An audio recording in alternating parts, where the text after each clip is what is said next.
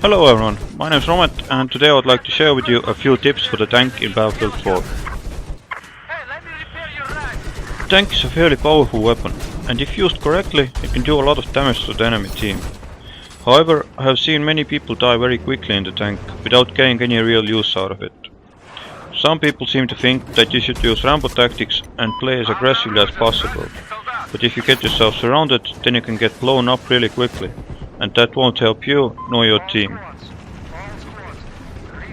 It doesn't take a lot to disable the tank and to destroy it, so personally I would prefer to clear my immediate surroundings first, before driving deeper into enemy territory. You can cover your teammates if you can, but taking on multiple enemy vehicles and engineers alone would usually get you killed really fast, and it's better to be a bit more cautious.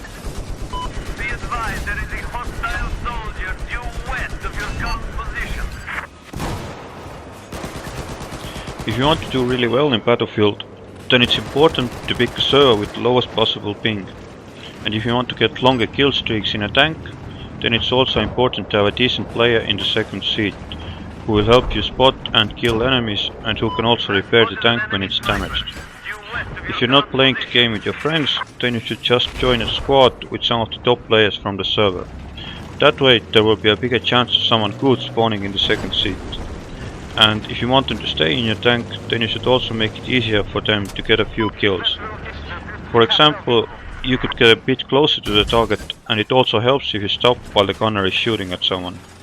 Just don't stop for too long, because you don't want to become an easy target. Next, I would recommend staying close to friendly vehicles, so that you can keep each other alive longer. And you should also use the mechanic field upgrade with the engineer class in order to increase the speed of repairs and to also repair the nearby vehicles automatically. You should also keep an eye on the minimap to find more enemies, and it helps if you increase the size of the minimap in the advanced gameplay options. Squads be advised, priority targets marked on your maps. Now, let's talk about the loadout settings for your tank. I like to use the Sabot Shell for the primary weapon, because it is faster and more accurate, and that makes it easier to hit long range targets and even helicopters. You should use the Canister Shell for the secondary weapon. Canister Shell seems to be a bit underrated weapon, but it's my favorite tool against enemy infantry. Canister Shell is essentially a long range shotgun. It is fast and accurate, and you can use it to one-shot infantry at medium range, or to also destroy light vehicles and even low-flying jets. You can kill infantry with other weapons as well, but that usually takes multiple shots, which can give the enemy enough time to run away. The easiest targets are obviously the ones that aren't moving much, and with Canister Shell you can often take them out before they even realize that you can see them. Moving infantry can be a bit more tricky though, since you'll have to anticipate their movements, but even then Canister Shell is still my preferred weapon. Some players like to use the machine gun against the infantry, but then you have nothing to use against C4 jeeps when your main weapon runs out of shells. And of course machine gun won't be very helpful against overly aggressive jets. But even just damaging enemy jets can make the job much easier for friendly jet pilots. Of course, if you're going against many armored vehicles, then you could also try using the Staff Shell as the secondary weapon and the High Explosive Shell for the primary weapon. The High Explosive Shell does a lot of damage and is quite good at short range, and the Staff Shell works well for medium and long range shots, and it can also hit some vehicles that are hiding behind low cover, because it can slightly steer itself towards them. However, then it's even more important to have someone in the second seat to help with any infantry that you might still encounter.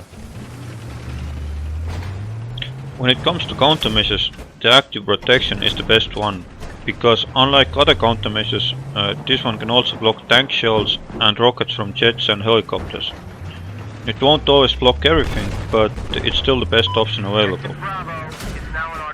For optics I would always go with zoom, so that I would have increased accuracy, but you can also use the zoom to look for any explosives on the road ahead. and if you keep pressing the spot button, then you might even be able to mark some explosives that you didn't notice yourself. For upgrades I would use the auto loader, so that I could kill more enemies before they get a chance to attack me. For the gunner seat I like to use zoom and belt feeder, and then you could also adjust the vehicle mouse sensitivity setting in the controls menu if you have any trouble aiming quickly and accurately.